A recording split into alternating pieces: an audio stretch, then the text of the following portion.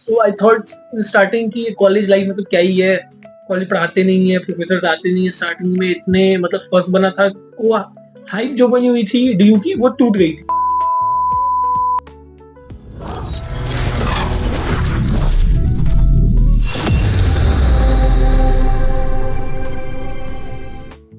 Hello friends, मेरा नाम विकास कुमार और हमारे पॉडकास्ट में आज हैं मिस्टर प्रखर गोयल जो कि शहीद भगत सिंह कॉलेज के थर्ड ईयर के छात्र हैं।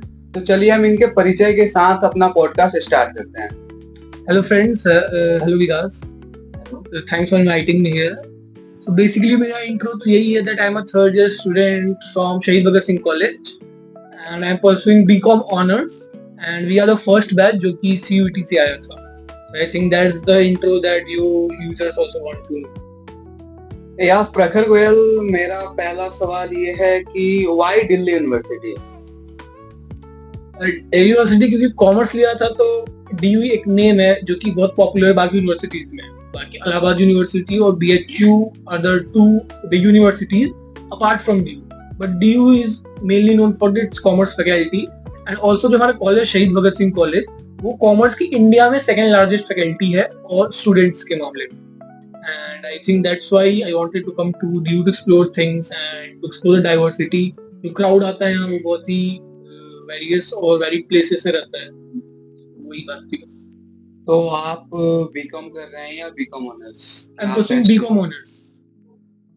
तो आपका Shaheed Bhagat Singh college dream college था या नहीं था? फिर कौन सा?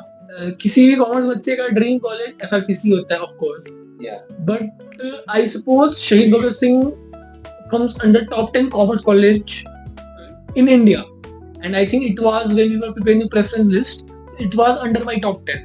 So I'm pretty happy that I got Shahid Bhagat Singh. It was not my dream college, but it was not like that I'm not happy with it. I'm too much happy with Shahid Bhagat Singh College also. It's okay. Prakhar, can you tell me your first day to till now, the journey of Shahid Bhagat Singh College? I think actually first day is of course the orientation day जो होता है किसी college का, but I didn't came that day. I think मैं 1 या 2 हफ्ते late से आया था for the first of my college because there was some festival season going on. And I think उस टाइम छठ दिवाली है। Yes, you are right. जब मैं आया था तो स्टार्टिंग कुछ देर सोसाइटीज के फंक्शन चलते थे, शैक एरिया जो हमारा एक एरिया है वहाँ पे गेम्स होते थे, सेमिनार्स होते थे। हमारी क्लासेस बहुत कैंसिल होते थे उस टाइम, तो हमारी क्लासेस चलती नहीं थी। सो आई थॉट स्टार्टिंग की कॉलेज लाइफ में तो क्या ही है, कॉलेज पढ़ाते नहीं है, प्रोफेसर आते नहीं है। स्टार्टिंग में इतने मतलब फर्स्ट बना था, वो हाइप जो बनी हुई थी डीयू की वो टूट गई थी, और इसलिए सिर्फ मेरे साथ कंडीशन नहीं थी, ये सभी बच्चों के साथ कंडीशन थी। अभी आप कितने सोसाइटीज में हैं और क्या आपने अपने कॉलेज के बारे में बताइए कि कैसा आपका कॉलेज है, क्या क्या उसमें? हमारे कॉलेज की सेकेंड मोस्ट पॉपुलर है फॉर बीकॉम और BCom honours for commerce, because we have approx I think 500 plus students for only 1 year of BCom plus BCom honours. तो एक बहुत बड़ी फैकल्टी भी है इसकी, तो आई थिंक ये बहुत अच्छी बात है। और जो क्राउड आता है it's south Delhi based college, it comes under south campus, और जो डाइवर्सिटी आती है बच्चों की वो भी बहुत वास्ट है, so people get to learn, बहुत अच्छा कुछ सीखने को मिलता है। एंड जैसा आपने पूछा सोसाइटीज के बारे में, तो I have been a part of different societies जो मैंने लीव कर दी या मैं ज्यादा टाइम के लिए नहीं था, but currently I am a part of 2 societies. I am a senior coordinator at the placement cell and also I am president of the financial literacy society of the Shaheed Bhagat Singh college. या प्रखर गोयल, हमने ऐसा सुना है कि जो दिल्ली यूनिवर्सिटी है वो ऑल अबाउट कहा जाता है कि बेस्ट सोसाइटीज, तो आपका इस पे क्या राय है? तो मैं जिनको नहीं पता मैं बता दूं कि जिससे क्लब्स के नाम से जानते हैं बाकी कॉलेजेस में या बाकी यूनिवर्सिटीज में, वो दिल्ली यूनिवर्सिटी में सोसाइटीज के नेम से जाने जाते हैं। और ये बात बहुत हद तक सही है कि societies are a very crucial part of Delhi university, और डीयू कॉलेज सोसाइटीज की वजह से जाने जाते हैं। जैसे कि हमारी सोसाइटी शहीद भगत सिंह कॉलेज में कल्चरल सोसाइटीज और नॉन कल्चरल सोसाइटीज हैं।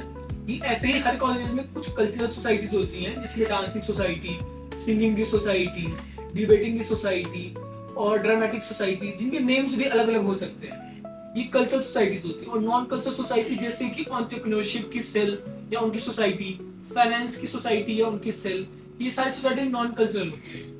और सभी कॉलेजेस में ये सोसाइटीज ही हैं जो रिस्पॉन्सिबल होती है किसी स्पीकर को बुलाने के लिए, जो डिफरेंट डिफरेंट जॉनरास के डिफरेंट डिफरेंट स्पीकर्स को बुलाते हैं, उनके सेमिनार्स हेल्ड करवाते हैं, कॉम्पिटिशन्स ऑर्गेनाइज कराते हैं, स्पॉन्सर्स लाते हैं और बच्चे उसमें प्राइजेस जीतते हैं। और इन सब की वजह से बच्चों को सॉफ्ट स्किल्स डेवलप करने का एक तरीका होता है। आई थिंक ये बहुत हद तक सही है कि they are a very crucial part of D, और डीयू से जाना जाता है। फेस्ट पे आपका क्या ये है?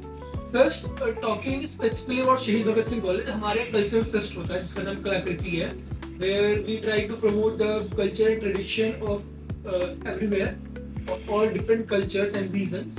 बाकी डिफरेंट कॉलेजेस में डिफरेंट सिंगर्स को बुलाया जाता है फेस्ट में, उनके 1 day 2 day 3 day long events हो सकते हैं, उनके फेस्ट चल सकते हैं। जैसे कि बहुत फेमस हिंदू में मेका एक फेस्ट होता है जो उनका एनुअल फेस्ट है, ऐसे क्रॉसरोड्स करके एसआरसीटी में एक फेस्ट होता है। तो ये सारे हो गए। बच्चे मोस्टली जो फेस्ट होते हैं वो ओपन फॉर ऑल स्टूडेंट्स होते हैं, तो कोई भी बच्चा अपनी आईडी कार्ड शो करके दूसरे कॉलेज में फेस्ट में भी जा सकता है और वहाँ को रिलीव कर सकता है। आई थिंक ये बहुत ही एक स्ट्रेस बस्टर है, जहाँ आप एग्जाम्स, टेस्ट और डेली बोरिंग क्लासेस के बीच में आप थोड़ा सा अपने आप को भी रिलीव और एंजॉय कर। या प्रखर गोयल, जितना मुझे पता है कि पिछली बार शहीद भगत सिंह में ना ही ओरिएंटेशन हुआ ना ही फेस्ट हुआ, तो क्या ये बात कितनी हद तक सच है और क्या फेक है? नहीं, ओरिएंटेशन तो हर बार होती है। जो भी फ्रेशर्स आते हैं उनका जो भी फर्स्ट डे ऑफ कॉलेज होता है उस दिन ओरिएंटेशन होता ही होता है। और जहाँ तक मेरा थॉट मेरे को याद है पिछली बार भी हुआ था, और जब हमारी बैच आई थी उस टाइम पे भी हुआ था। हमारे में स्टार्टिंग जो होती है कॉमन ओरिएंटेशन होता है for all the batches specifically, and then उसके बाद फिर अलग अलग कोर्सेज वाले अपना ओरिएंटेशन करते हैं। मतलब एक कॉलेज का अलग से ओरिएंटेशन होता है और कोर्सेज का अलग से ओरिएंटेशन होता है। जो कॉलेज में इंटर्नशिप एक बहुत ही महत्वपूर्ण विद्यार्थी के लाइफ में होता है, जो कि उनको प्लेसमेंट या ये सब देने के लिए मदद करती है। तो आपका क्या विचार है इंटर्नशिप पे? आपने कितना इंटर्नशिप किया? आपको कॉलेज द्वारा मिला या कॉलेज के बाहर से मिला? आई थिंक इंटर्नशिप बहुत एक अच्छा तरीका है जिससे बच्चे कॉर्पोरेट को जॉब्स में जाने के बाद एक्सपीरियंस कर सकते हैं। They can see if they are capable of doing that, और वो सस्टेन कर सकते हैं उस एनवायरनमेंट को नहीं, और वो चीज़ें सीख भी सकते हैं, इधर in terms of soft skills कि आप पर्सनालिटी आपकी डेवलपमेंट होगी, और in terms of hard skills जहाँ आप कुछ चीज़ें आपके मैनेजर को सिखा सकता है कि these things work in these, एक तरीका होता है। Talking about me, I have done 3 internships currently, और मैंने सारी internships through LinkedIn, through cold mailing, through networking मैंने ऑफ कैंपस की थी। They are in different profiles like in marketing, in content writing, in growth, in sales, and या these were the profiles.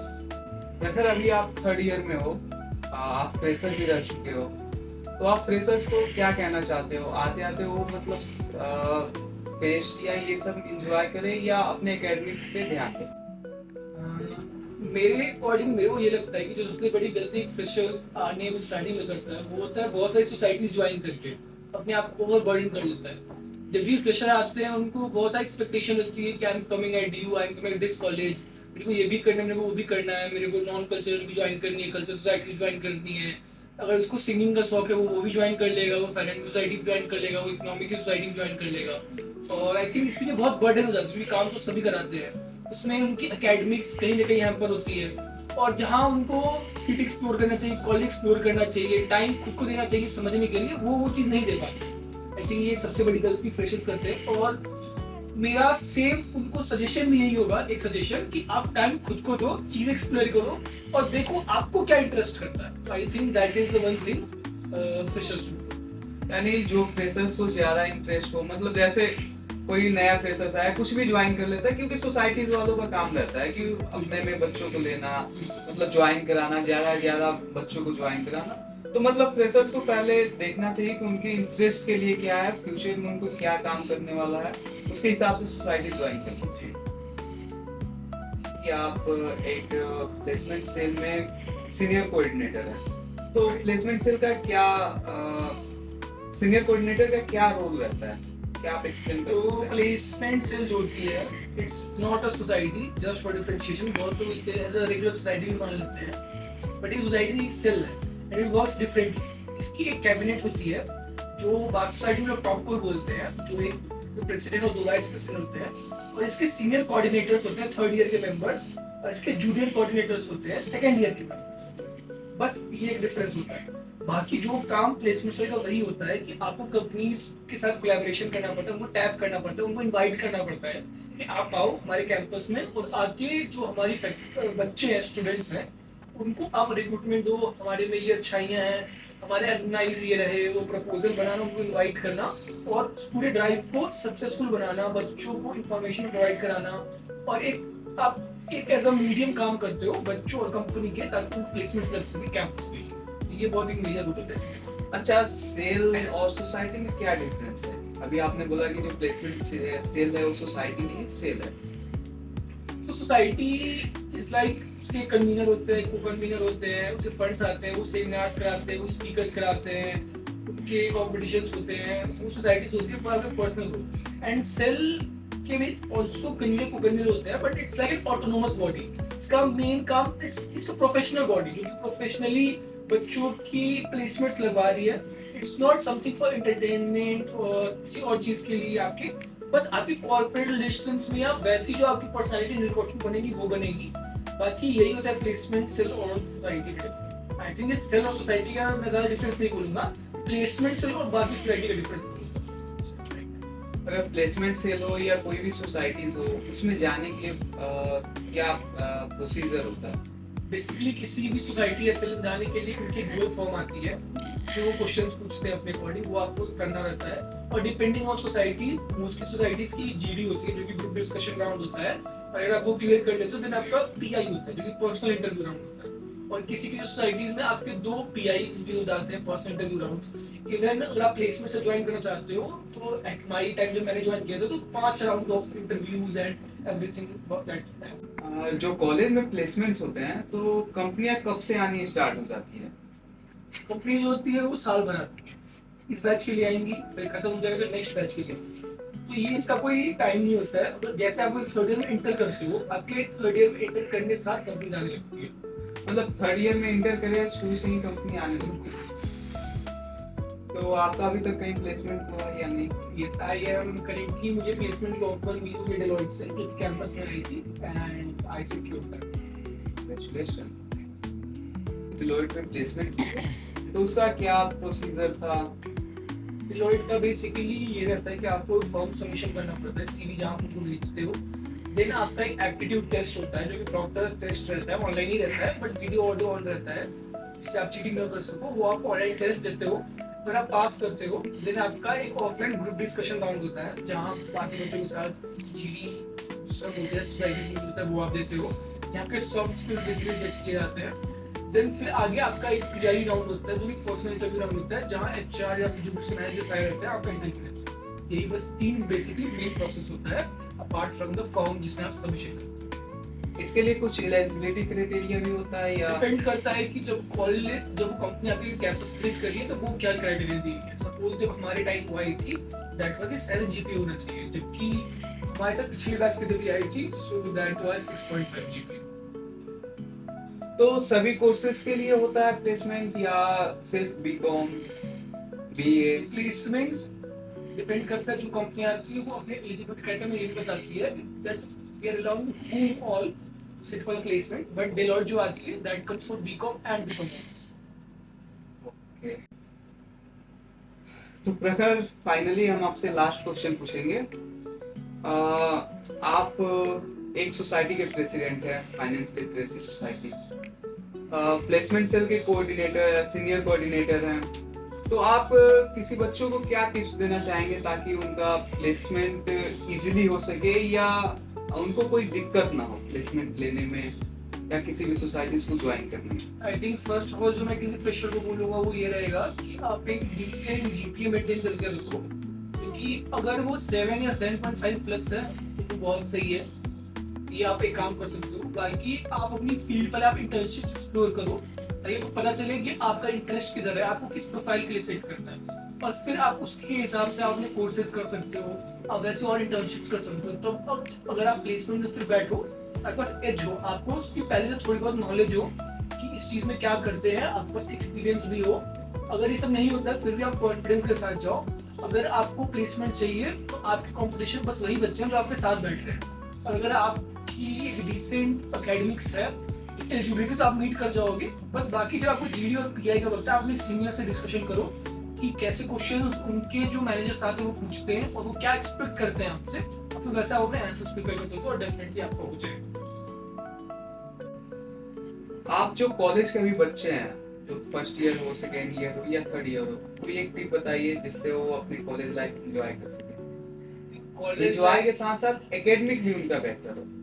I think एक tip जो मैं सबको देता हूँ, जो मैंने खुद मेरे सीनियर्स ने दी थी, वो ये थी कि कॉलेज आपके जाते साथ आपकी ग्रुपिंग होने लगती है बच्चों की। आप देखोगे फ्रेंड्स जो फर्स्ट डे जाते हैं 3-4 की अलग अलग, मे बी वो किसी सेम रीजन से बिलोंग करते हो या सेम डायलेक्ट हो या किसी चीज के प्रति उनका इंटरेस्ट हो, तो ग्रुपिंग्स फॉर्म हो जाती है। फिर आप देखोगे कि उनके जो ग्रुप्स बन जाते हैं, फिर वो उन्हीं के साथ कैंटीन में, उन्हीं के साथ क्लासेस कर, उन्हीं के साथ घूमने जा रहे हैं, फिरने जा रहे हैं। आई थिंक आपको आपके फ्रेंड्स होने चाहिए, बिल्कुल चाहे आप फ्रेंड्स बनाओ, आप नो एक्वेंटेंस बनाओ, लेकिन आपको किसी ग्रुपिंग का पार्ट नहीं होना चाहिए। ग्रुपिंग आपको जहाँ 2-3 लोगों के साथ हमेशा रहने के लिए छोड़ती है, वहीं बाकी के साथ मजबूर भी कर देती है कि आप उनके साथ रिस्ट्रिक्ट कर देती है।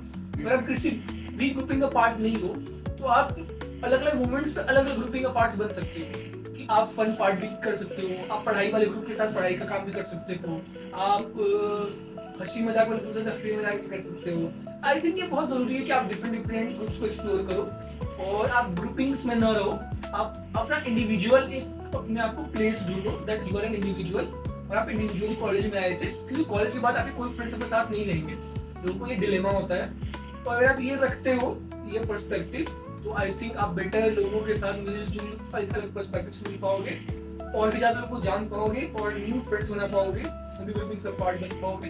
आई थिंक आपको ये एट एंड कॉलेज ये बहुत ही अच्छा रहेगा, बिकॉज आपके फ्रेंड्स का ग्रुपिंग बनाते हो वो तो खत्म हो सकता है 1 साल बाद, अगर झगड़ा हो गया कुछ हो गया, बट अगर आप इंडियन में रहते हो सो दैट वोंट अफेक्ट। अच्छा, जो मॉडर्न कल्चर है उसका ड्यू के ऊपर क्या इफेक्ट है? डीयू के ऊपर जी देखिए, डीयू जो है, मैं सभी से यही कहता हूँ कि Delhi university is more about Delhi. और दिल्ली तो ऐसी एक मॉडर्न जगह है, मतलब जानते हैं कि बच्चे की ड्रेसिंग सेंस, बच्चे के थॉट्स, बच्चे के प्रोसेस, जहाँ कैफेज, रेस्टोरेंट, कॉन्सर्ट्स, मींस एक बच्चा जो किसी दूसरे सिटी से आ रहा है या कहीं और से आ रहा है, वो सब एक जगह इकट्ठा हो रहे हैं दिल्ली में। और दिल्ली आके you seen that people are coming from school, जो एक स्कूल के ड्रेस पहन के आ रहे हैं। Now they are getting free hand कि आपको जो पहनना है पहनो, जैसे आपको ड्रेसअप होना है जैसे वैसे आप ड्रेसअप हो, जहाँ आपको खाना है वहाँ आप जाओ, जैसे फ्रेंड्स हो वैसे बनाओ, जहाँ एक्सप्लोर करना है वहाँ घूमो।